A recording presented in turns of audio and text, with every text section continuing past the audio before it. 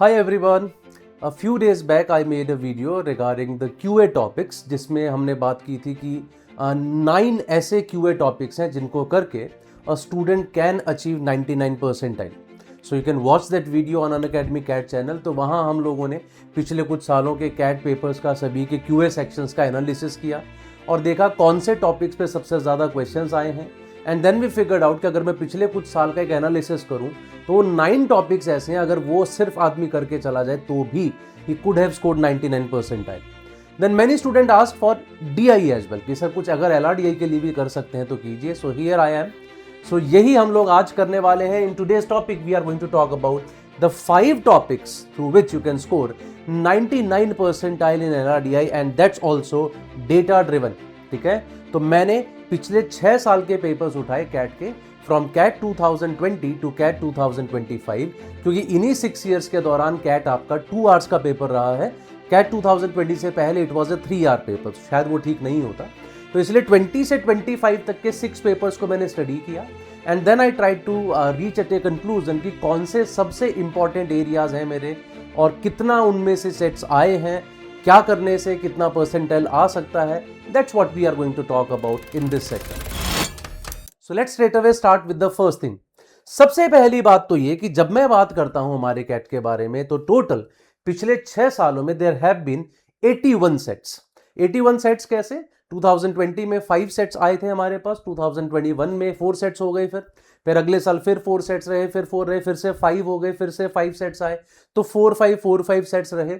हर साल में 3 स्लॉट्स होते हैं हमारे पास. तो अगर आप इस तरह से गिनोगे तो 2020 में there were a total of 15 sets, 2021 में 12 सेट्स, ऐसा करके गिना. Total number of sets were 81.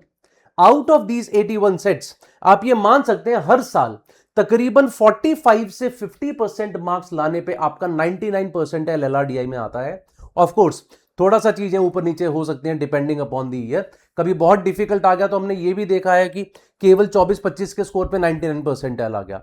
आसान आया तो वो 32-33 तक भी चला गया. बट रफली तो तकरीबन हाफ ऑफ द सेक्शन, पहले 60 मार्क्स का आता था तो तकरीबन 30 के आसपास, अब 66 मार्क्स का आता है, तो around 32-33 you see a 99 percentile. So रफली we can say if a person does approximately 2 sets, अगर आप 2 सेट्स का टारगेट करके चलते हो out of 4-5 sets, so it can take you to 99 percentile. हालांकि इसमें ऑफ कोर्स डिपेंड करता है वो 2 सेट्स कौन से, 4 क्वेश्चंस वाले, 5 क्वेश्चंस वाले, मैं किस ईयर के बारे में बात करता हूं. These are all the approximate figures that we have. Now, when I just did this analysis, what did I find out? Those 5 topics जिस पे सबसे ज्यादा क्वेश्चंस मुझे दिखाई दिए, reasoning based DI is our first area from which I saw a total of 12 sets in all these years together. तो पिछले 6 साल में 12 सेट्स हमने देखे हैं रीजनिंग बेस्ड DI पे. 11 sets have been there on data interpretation. If you have seen my previous videos, I always say data interpretation is an area जो cat में रफली एक सेट आपको दे देते हैं. ठीक है, कभी कभार एक भी नहीं होता है, एक तकरीबन मान के चलिए आपको मिल ही जाता है.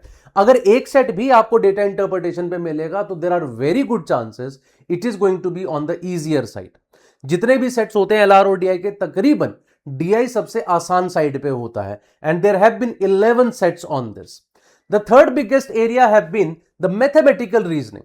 अब कुछ सेट्स को बहुत आप ऐसा बहुत इजीली बाइफरकेट नहीं कर सकते कि ये मैथमेटिकल रीजनिंग ही है, इसको मैं मिसिंग डेटा नहीं कह सकता या इसको मैं रीजनिंग बेस्ड डीआई नहीं कह सकता. Reasoning based DI, mathematical reasoning, they are very close to each other. Even when sets are on DI, जैसे 2025 में अगर कोई स्कैटर प्लॉट का सेट आया स्लॉट 2 के अंदर, ऐसा नहीं है कि सिर्फ ग्राफ देख के आंसर करना है, उसके अलावा बहुत सारी चीजें आपको फिगर आउट करनी है. अब उसको आप रीजनिंग बेस्ड डीआई भी कह सकते हो, आप उसको डीआई भी कह सकते हो. सो काफी मिलते जुलते हैं, बट द पॉइंट इज जो टाइप है रीजनिंग बेस्ड डीआई या फिर आपका डेटा इंटरप्रिटेशन या फिर आपका मैथमेटिकल बेस्ड रीजनिंग, ये तीनों ऑलमोस्ट एक जैसी हैं. तो कहने का मतलब इन्हीं तीनों पे आपके पास टोटल 33 सेट्स बनते हैं, 33 सेट्स आउट ऑफ 81. तो इसका मतलब कहीं ना कहीं कैट थोड़ा सा मैथमेटिकल आपका नॉलेज वहां भी चेक कर रहा है, क्योंकि data interpretation is also about mathematical. ठीक है, मैथमेटिकल रीजनिंग तो है ही उसके बारे में. और जब हम रीजनिंग बेस्ड डीआई की बात करते हैं उसमें भी डेटा है जिसमें आपको रीजनिंग पुट करके you have to do some calculations. Apart from these three areas, the fourth area, which is arrangements, which does not require any kind of calculations. तो अरेंजमेंट बेस्ड भी हमने 8 सेट देखे हैं इन पिछले 5 सालों के अंदर. और routes and networks, which is again not very calculation intensive, कुछ क्वेश्चंस में होती है calculation, but it's not that कि आप उसको मैथमेटिक्स बेस्ड रीजनिंग बोल दोगे, वो नॉर्मली एडिशन सब्ट्रैक्शन टाइप की चीजें होती हैं. There have been 7 sets on that. So I would say these 15 sets have been purely logical reasoning. These 10 sets include some mathematics, purely DI 11 sets, and there are 12 sets which are based upon reasoning based DI. It gives you a clear idea what are the areas to focus upon. आपको कौन से areas पे focus करना है. अगर मैं इन सारे areas को मिक्स करके देखूं, they make 60% of your last 81 sets. तो टॉप 5 कोर टॉपिक्स हमारे 48 सेट जो है 60% तकरीबन टोटल का बनाते हैं. That means the remaining 40% is all the other areas. आप चाहे ग्रिड्स के बारे में बात करें, शेड्यूलिंग की बात कर रहे हैं, रैंकिंग एंड रेटिंग की बात करें, मिसिंग डेटा की बात कर रहे हैं, आप लॉजिक बेस्ड सेट्स की बात कर रहे हैं, आप कोई और सेट थ्योरी के बारे में भी बात कर रहे हैं, games and tournaments. Many people are saying games and tournaments बड़ा इंपॉर्टेंट है, but when we see do analysis, पिछले 5 साल में गेम्स एंड टूर्नामेंट्स बहुत कम सेट्स गेम्स एंड टूर्नामेंट्स पे बेस्ड आए हैं. So all these areas, these 5 core areas are extremely important for all of you.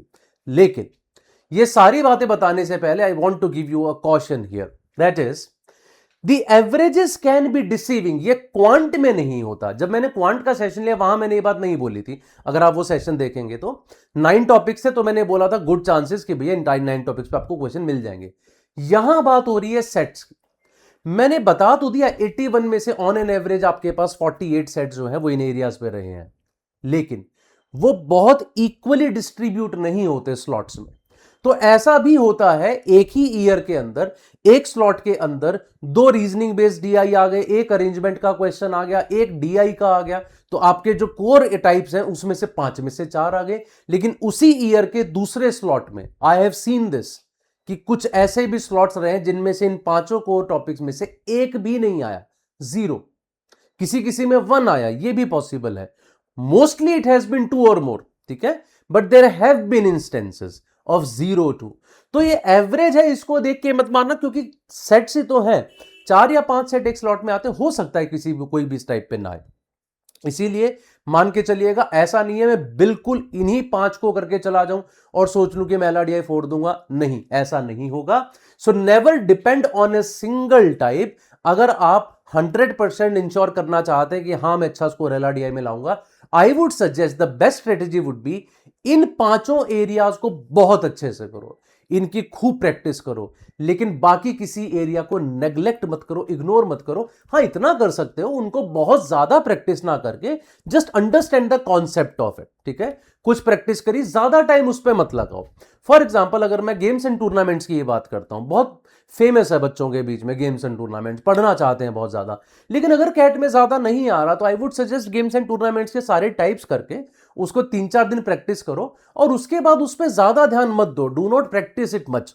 हाँ, मॉक्स वगैरह में कुछ क्वेश्चंस आ जाएंगे तब उसको कर लेना, अदरवाइज मत करो. So this is my suggestion to all of you, इस पे ध्यान दीजिएगा. हाँ, उसके अलावा ये टॉप 5 एरियाज थे, लेकिन अगर आप ग्रिड्स एंड मैट्रिक्स के बारे में बात करो, आप रैंकिंग्स एंड रेटिंग्स के बारे में बात करो, सेट थ्योरी, वेन डायग्राम के बाद बात करो, these were the next 3 big areas. तो इन सब पे भी आपको ध्यान देना चाहिए. एज आई सेड, एवरेजेस कहीं भी जा सकती हैं, आपके स्लॉट में हो सकता है कोई चीज आए ना आए, तो सभी एरियाज पे ध्यान दीजिएगा. मेरा कहना क्या है, मैं अगर एक रोड मैप आपको बना के दूं तो मैं ये बोलूंगा, reasoning based DI and data interpretation. Reasoning based DI and data interpretation total 23 sets आए हैं. 81 में से 23 2 एरियाज पे. It makes it a huge topic. इसका मतलब it is your tier 1 priority. Second, mathematical reasoning and arrangement. Mathematical reasoning के 10 sets, arrangement के 8 sets, 18 sets बनते हैं. तकरीबन 22.2% of the total number of sets should be your tier 1 priority. Then when I talk about routes and networks, there have been 7 sets. ठीक है, एक single topic पे 7 set बहुत बड़ा होता है. It should be on the high yield special, high priority पे आपके होना चाहिए. But you are not going to neglect grids, venn diagrams, rankings, missing data, scheduling, logic based, etcetera, जो भी अदर टाइप है, maxima, minima, etcetera. So you have to do those as well. That should be your backup.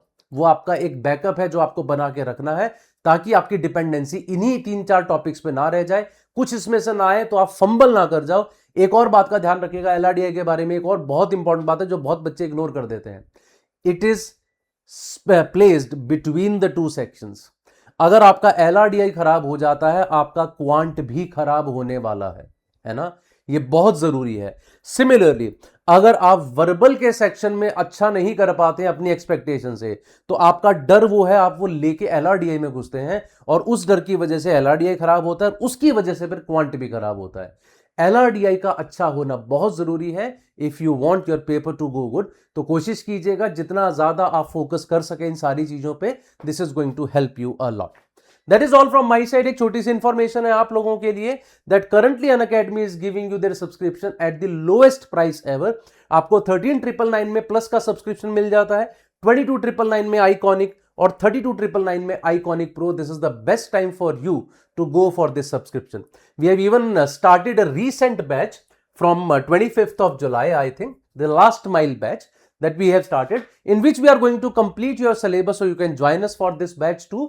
Also, if you are preparing for the other management entrance set, so CMAT, ZET, etc., uske liye bhi we have started a batch recently, so you can join for that batch as well. So that's all from my side. I'm sure it was a useful session for you. If it was, please press the like button and also put in comments what do you want me to take next in the next section. I'll take it up for you. Thank you very much. Have a very good day.